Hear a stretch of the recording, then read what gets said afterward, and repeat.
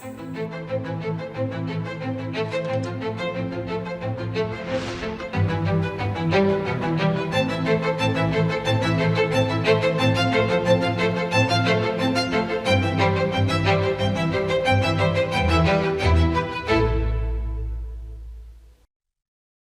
মৰমৰ দেশবাসী, নমস্কাৰ।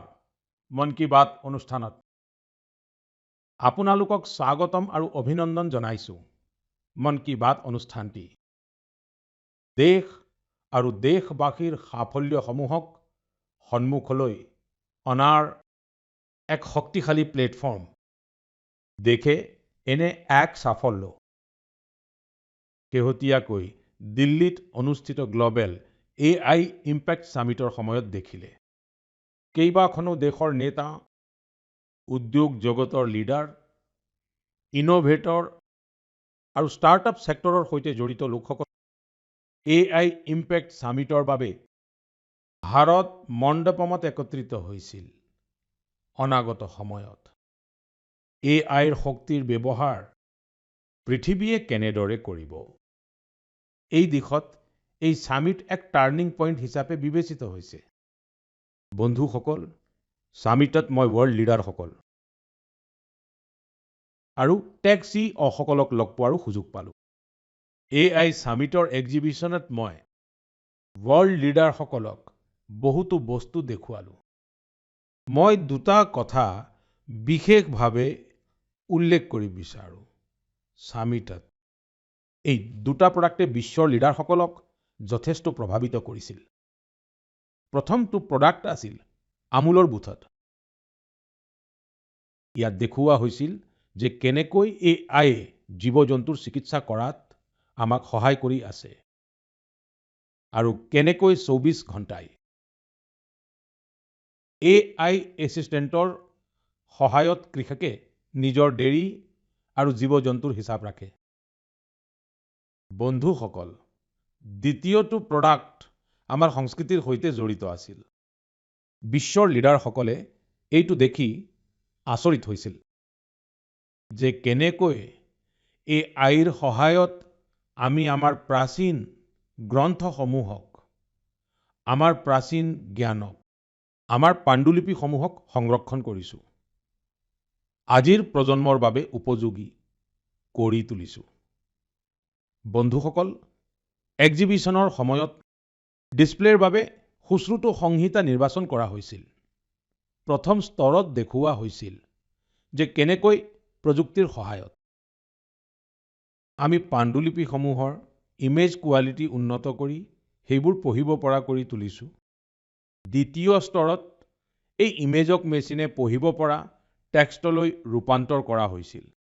পৰৱৰ্তী স্তৰত মেচিন ৰিডেবল টেক্সটখিনি এটা AI অৱতাৰে পঢ়িছিল আৰু তাৰে পিছৰ স্তৰত আমি এইটো দেখুৱাইছিলো যে কেনেকৈ প্ৰযুক্তিৰ জৰিয়তে এই অমূল্য ভাৰতীয় জ্ঞান বিভিন্ন ভাৰতীয় ভাষা আৰু বিদেশী ভাষালৈ অনুবাদ কৰিব পাৰি। ভাৰতৰ প্ৰাচীন জ্ঞানক আধুনিক অৱতাৰৰ মাধ্যমেৰে জনাৰ ক্ষেত্ৰত ৱৰ্ল্ড লিডাৰসকলে যথেষ্ট আগ্ৰহ দেখুৱাইছিল।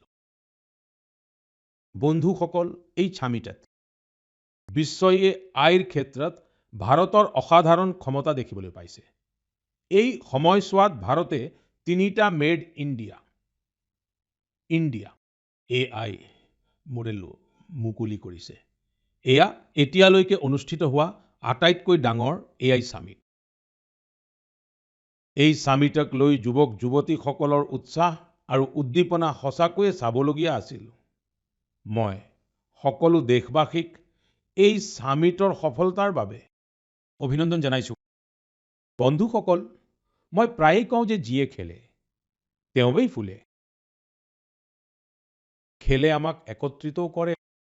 আজিকালি আপোনালোকে চাগে T20 বিশ্বকাপৰ মেচ চাই আছে আৰু মোৰ দৃঢ় বিশ্বাস যে মেচ চাই থাকোতে বহুবাৰ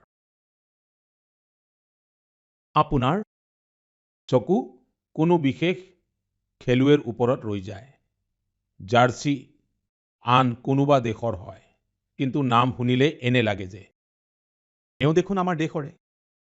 তেতিয়া মনৰ কোনোবা এটা কোণত এক মৃদু আনন্দ জাগি উঠে, কাৰণ সেই খেলুৱৈজন ভাৰতীয় মূলৰ হয় আৰু তেওঁ সেই দেশৰ বাবে খেলি থাকে য'ত তেওঁৰ পৰিয়ালটোৱে বসতি স্থাপন কৰিছে।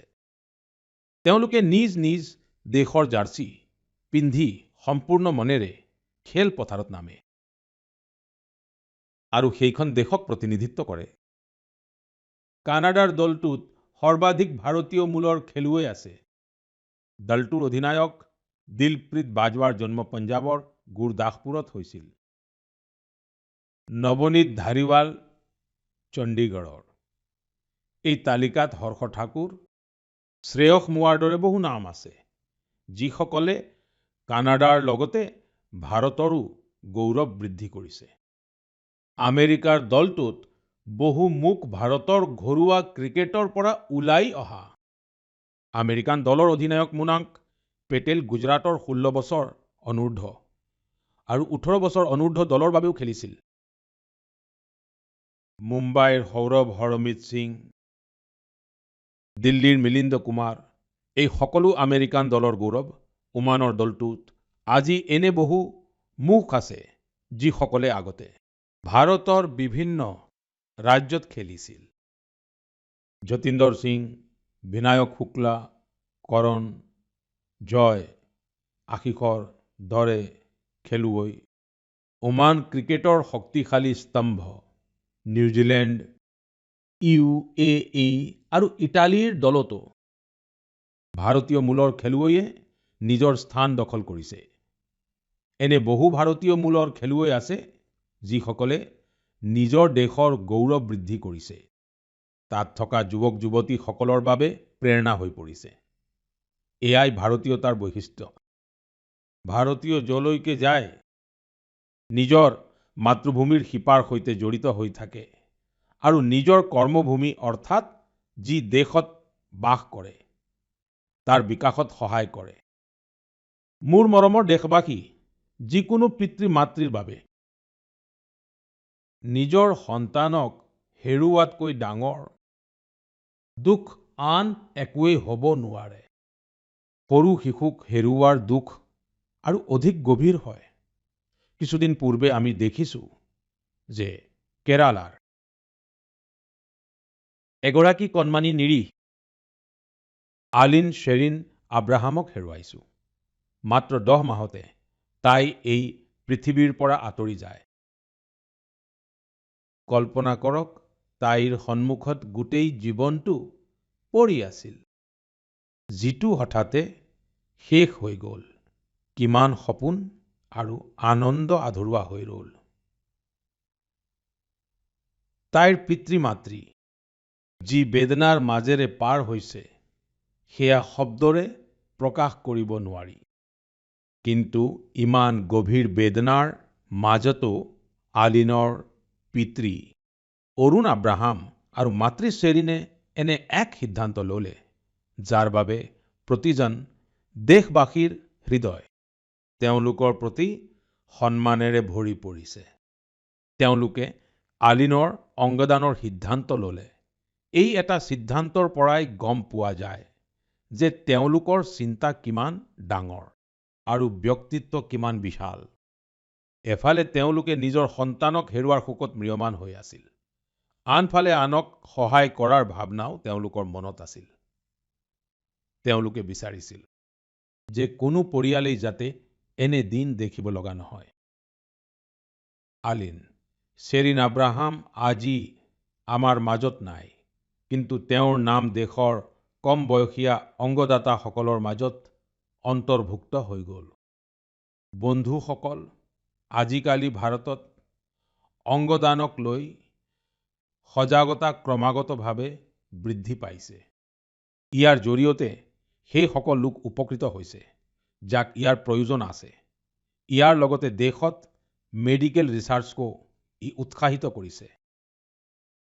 এই দিশত বহুতো অনুষ্ঠানে আৰু লোকে অসাধাৰণ কাম কৰি আছে। বন্ধুসকল, কেৰালাৰ আলিনৰ দৰেই এনে বহু লোক আছে যিসকলে অংগদানৰ জৰিয়তে আনক দ্বিতীয় জীৱন দিছে। যেনে দিল্লীৰ লক্ষ্মী দেৱীজী। তেওঁ যোৱা বছৰ কেদাৰনাথ যাত্ৰা কৰিছিল। ইয়াৰ বাবে তেওঁ 14 কিলোমিটাৰ ট্ৰেকিং কৰিবলগীয়া হৈছিল। আপোনালোকে এই কথা জানি আচৰিত হ'ব যে তেওঁ এই যাত্ৰা হাৰ্ট ট্ৰান্সপ্লান্টৰ পিছত কৰিছিল। তেওঁৰ হৃদপিণ্ডই কেৱল 15%হে কাম কৰি আছিল। এনে পৰিস্থিতিত তেওঁ এগৰাকী দাতাৰ হৃদপিণ্ড লাভ কৰিছিল, যাৰ মৃত্যু হৈছিল। ইয়াৰ পিছত তেওঁৰ জীৱনেই সলনি হৈ গ'ল। পশ্চিম বংগৰ গৌৰাং বেনাৰ্জীয়ে দুবাৰকৈ নাথুলা ভ্ৰমণ কৰিছে। এই ঠাইখন সাগৰ পৃষ্ঠৰ পৰা 14,000 ফুট উচ্চতাত অৱস্থিত আৰু বিশেষ কথাটো হ'ল তেওঁ এই কৃতিত্ব লাং ট্ৰান্সপ্লান্টৰ পিছত অৰ্জন কৰিছিল। ৰাজস্থানৰ চিকাৰৰ ৰামদেৱ সিংজীক কিডনী ট্ৰান্সপ্লান্ট কৰাব লগা হৈছিল। আজি তেওঁ ক্ৰীড়া কাৰ্যকলাপত চমকপ্ৰদ প্ৰদৰ্শন কৰিছে।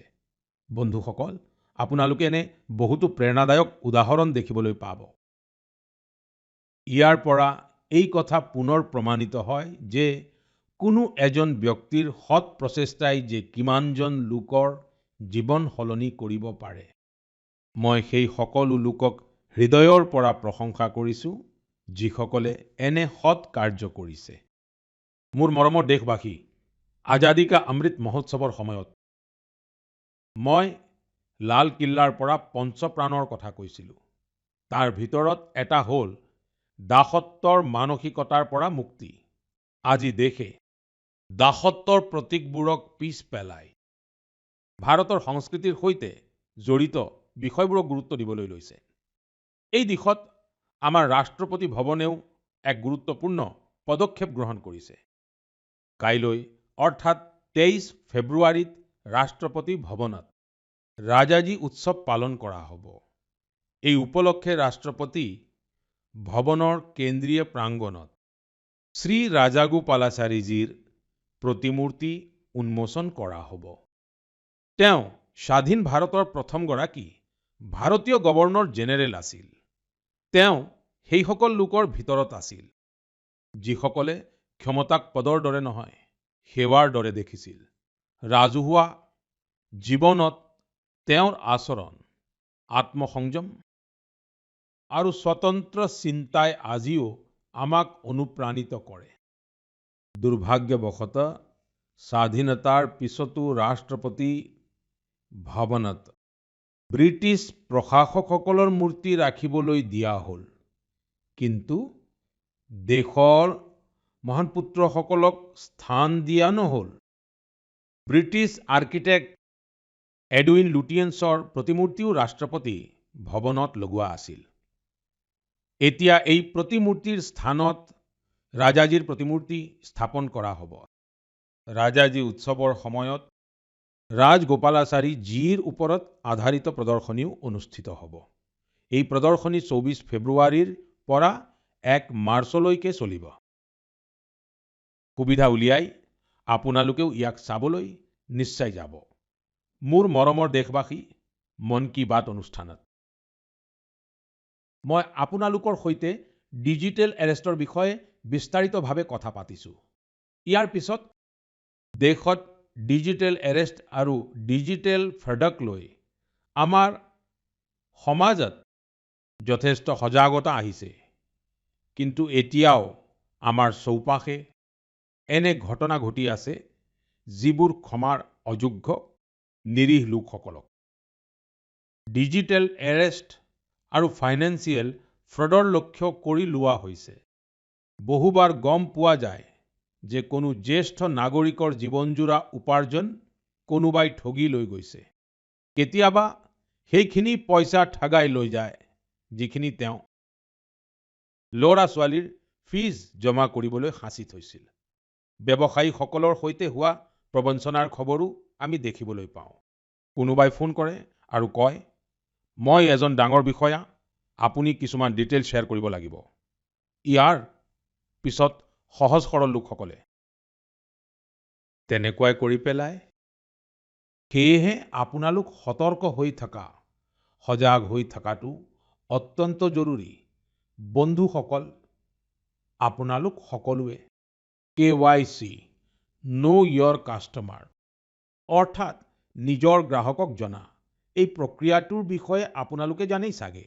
কেতিয়াবা যেতিয়া আপোনালোকলৈ বেংকৰ পৰা KYC আপডেট বা ৰি-KYC কৰোৱাৰ বাবে মেছেজ আহে, তেতিয়া মনত প্ৰশ্ন জাগে, মইতো আগতেই KYC কৰাই থৈছো, তেন্তে এয়া আকৌ কিয়? মই আপোনালোকক অনুৰোধ জনাইছো, বিৰক্ত নহব। এইটো আপোনালোকৰ ধনৰ সুৰক্ষাৰ বাবেই।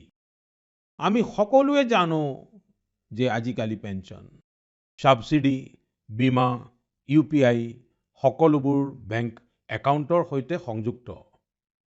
এই কাৰণেই বেংকে সময়ে সময়ে ৰি-KYC কৰে, যাতে আপোনাৰ বেংক একাউণ্ট সুৰক্ষিত হৈ থাকে। হয়, ইয়াতো আপোনালোকে এটা কথা মনত ৰাখিব লাগিব, যিসকল অপৰাধী তেওঁলোকে ভুৱা কল কৰে, SMS আৰু লিংক পঠায়। সেয়েহে আমি সতৰ্ক হৈ থাকিব লাগিব আৰু এনে প্ৰবঞ্চকৰ জালত ভৰি দিব নালাগিব। KYC বা ৰি-KYC কেৱল নিজৰ বেংকৰ শাখা বা অফিচিয়েল এপ আৰু অথৰাইজড মাধ্যমৰ জৰিয়তেহে কৰাব।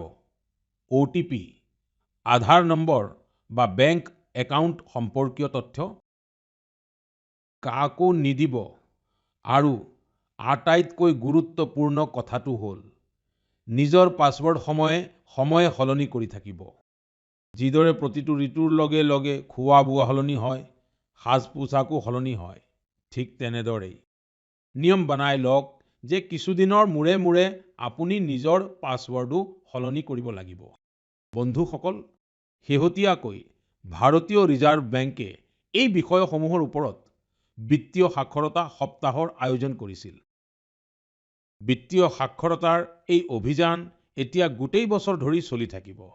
সেয়েহে ভাৰতীয় ৰিজাৰ্ভ বেংকৰ মেছেজৰ প্ৰতি ধ্যান ৰাখক আৰু নিজৰ KYC আপডেটেড কৰি ৰাখক।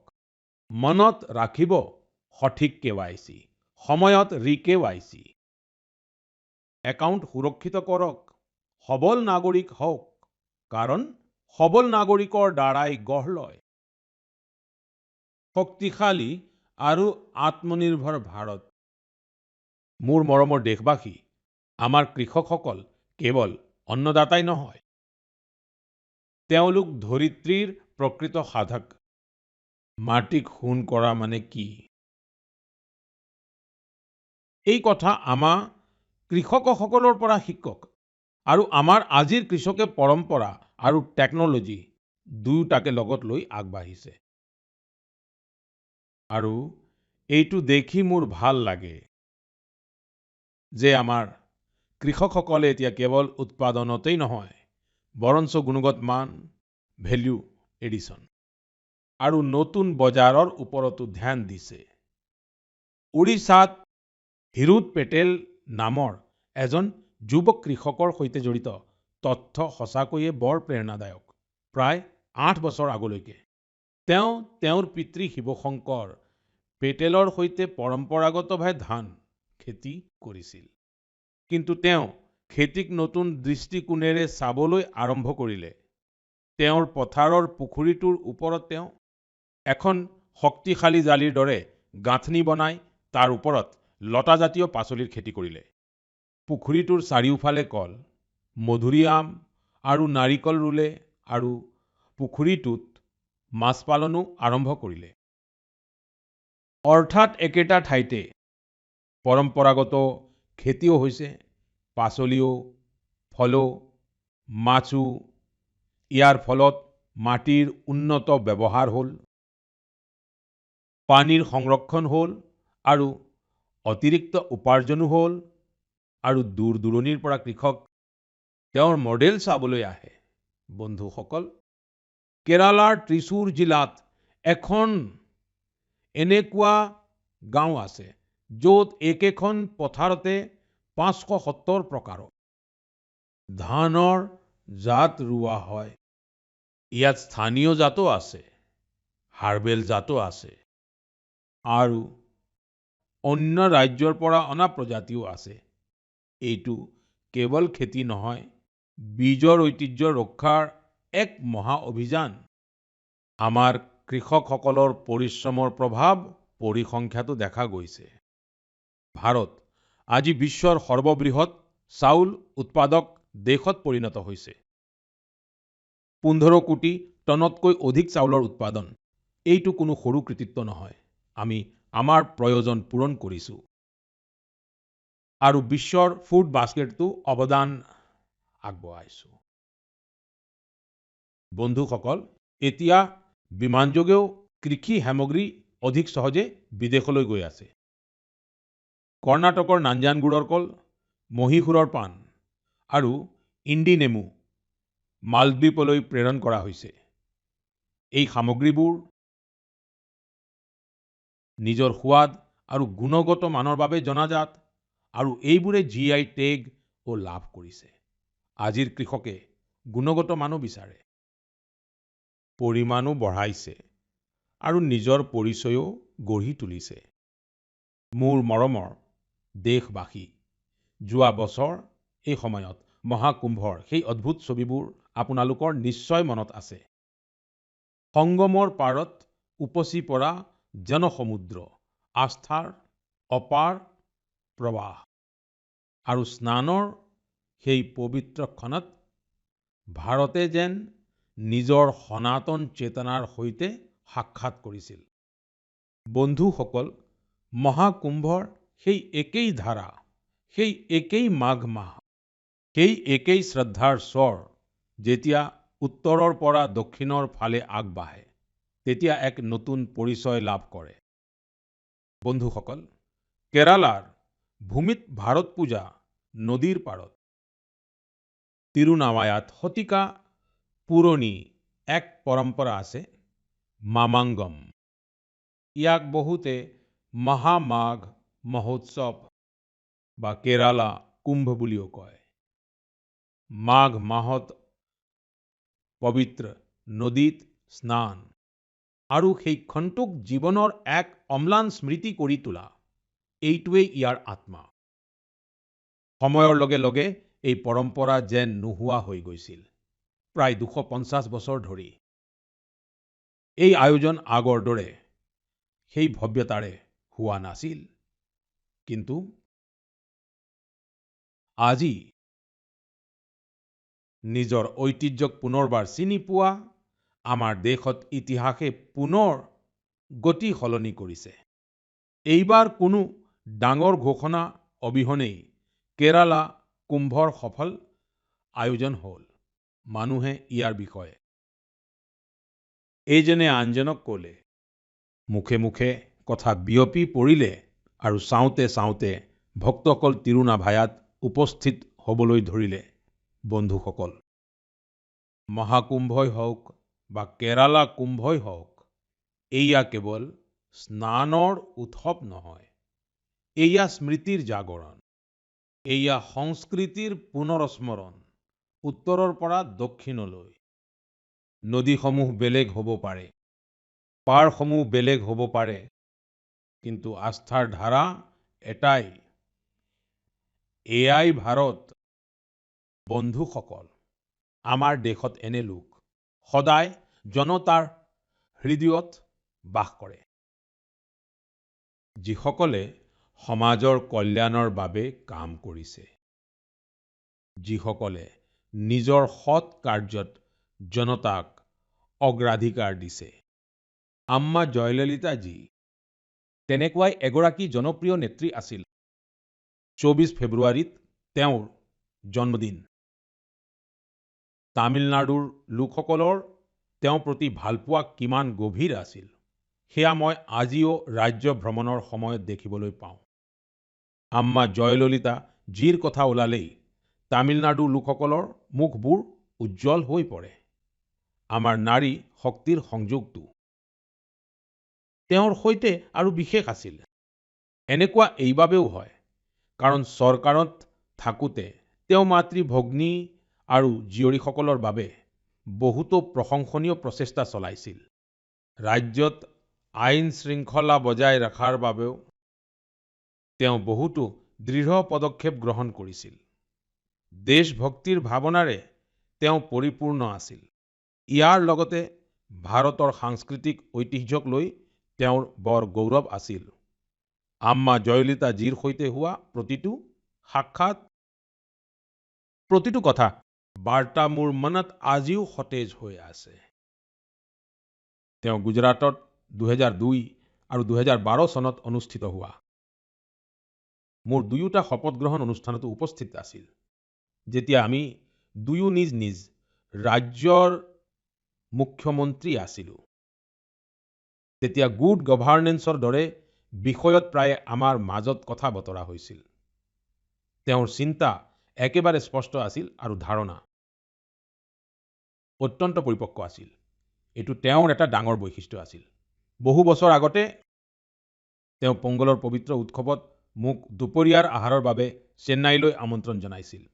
স্নেহৰে ভৰা তেওঁৰ সেই ভাৱ মোৰ বাবে চিৰস্মৰণীয় হৈ ৰ'ব। পুনৰবাৰ মই তেওঁক বিনম্ৰ শ্ৰদ্ধাঞ্জলি জ্ঞাপন কৰিছো।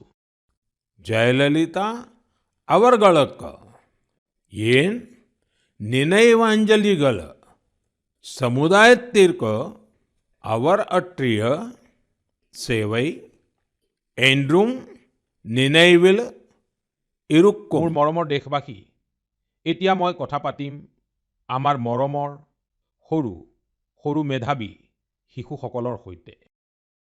সেই শিশুসকলৰ সৈতে যিসকলৰ এই সময়ত পৰীক্ষা চলি আছে। মই আশা কৰোঁ আপোনালোকে এই মাহৰ আৰম্ভণিতে পৰীক্ষা পে চৰ্চা চাইছিল আৰু আপোনালোকে তাৰ পৰা কিবা এটা শিকিবলৈও পাইছিল। কিন্তু মই তথাপিও সুধিম, পঢ়া শুনাৰ বেছি চিন্তা কৰা নাইতো তোমালোকে? মোৰ মৰমৰ শিশুসকল, তোমালোকতো এক্সাম ৱাৰিয়ৰ। মোৰ বিশ্বাস আছে তোমালোক সকলোৱে সম্পূৰ্ণ মনেৰে পৰীক্ষাৰ প্ৰস্তুতিত লাগি আছা। হয়, এনে সময়ত মনত অলপ শংকা অহাটো স্বাভাৱিক, কেতিয়াবা লাগে। সকলো মনত থাকিব নে নাথাকিব? কেতিয়াবা লাগে সময় কম, নপৰেতো। এই ভাৱনা প্ৰতিটো প্ৰজন্মৰ শিশুৱে অনুভৱ কৰিছে। আপোনালোক অকলে নহয়, আপোনালোকে মনত ৰাখিব। আপোনালোকৰ মূল্য আপোনালোকৰ মাৰ্কশ্বিটে নিৰ্ধাৰণ নকৰে। সেয়েহে নিজৰ ওপৰত বিশ্বাস ৰাখিব। যি পঢ়িছে সেয়া সম্পূৰ্ণ মনেৰে লিখিব আৰু যিটো নাহিল সেই এটা প্ৰশ্নক নিজৰ মনত প্ৰভাৱ পেলাবলৈ নিদিব। আৰু এটা কথা, আপোনালোকৰ পিতৃ-মাতৃ আৰু শিক্ষকসকলৰ সৈতে কথা পাতি থাকিব। তেওঁলোকে আপোনাৰ নম্বৰৰ দ্বাৰা নহয়, আপোনাৰ প্ৰচেষ্টাৰে আপোনাক চিনি পায়। তেওঁলোক আপোনালোকৰ পৰিশ্ৰমত সুখী হয়। মোৰ সম্পূৰ্ণ বিশ্বাস আছে যে আপোনালোক পৰীক্ষাটো সফল হ'ব আৰু নিজৰ জীৱনতো সফলতাৰ নতুন শিখৰত উপনীত হ'ব। বন্ধুসকল, ৰমজান মাহ আৰম্ভ হৈছে। মই এই পবিত্ৰ মাহটোৰ বাবে সকলোকে শুভেচ্ছা জনাইছো। কিছুদিন পিছতে হোলীৰ উৎসৱো আহি আছে, অৰ্থাৎ ৰং, ফাকু আৰু হাঁহি আনন্দৰে ভৰা সময় আহি পাবহি। আপোনালোক সকলোৱে নিজৰ পৰিয়াল আৰু আপোনজনৰ সৈতে আনন্দৰে সকলো উৎসৱ পালন কৰক। আৰু হয়, কিছুমান মন্ত্ৰ সদায় মনত ৰাখিব, যেনে ভোকেল ফৰ লোকেল আমাৰ হোলীৰ উৎসৱত বা অন্য যিকোনো উৎসৱত এনে বহুতো সামগ্ৰী সোমাই পৰিছে যিবোৰ বিদেশী। এইবোৰক উৎসৱৰ পৰা আঁতৰাই ৰাখক, হোলীৰ পৰাও আঁতৰাই ৰাখক, স্বদেশী গ্ৰহণ কৰক। যেতিয়া আপুনি স্বদেশী সামগ্ৰী কিনে তেতিয়া দেশক আত্মনিৰ্ভৰ কৰি তোলাৰ অভিযানতো সহায় কৰে। বন্ধুসকল, মই প্ৰতি মাহে মন কী বাত অনুষ্ঠানৰ বাবে আপোনালোকৰ পৰা অলেখ পৰামৰ্শ পাওঁ। আপোনালোকে পঠিওৱা বাৰ্তাবোৰৰ পৰা আমি দেশৰ কোণে কোণে লুকাই থকা অদ্ভুত প্ৰতিভাসমূহৰ বিষয়ে জানিব পাৰোঁ, ব্যক্তিগত স্বাৰ্থক তল পেলাই। সমাজৰ বাবে কিবা এটা কৰাৰ অনেক প্ৰেৰণাদায়ক কাহিনী আপোনালোকৰ জৰিয়তে সমগ্ৰ দেশৰ লোকৰ ওচৰ পাইছেগৈ। আপোনালোকে এনেদৰেই নিজৰ প্ৰচেষ্টা অব্যাহত ৰাখক। মই আপোনালোকৰ বাৰ্তালৈ অপেক্ষা কৰিম। মই পুনৰ এবাৰ আপোনালোকক আৰু আপোনালোকৰ পৰিয়ালক আগন্তুক উৎসৱসমূহৰ অলেখ অলেখ শুভেচ্ছা জনালো। বহুত বহুত ধন্যবাদ। নমস্কাৰ।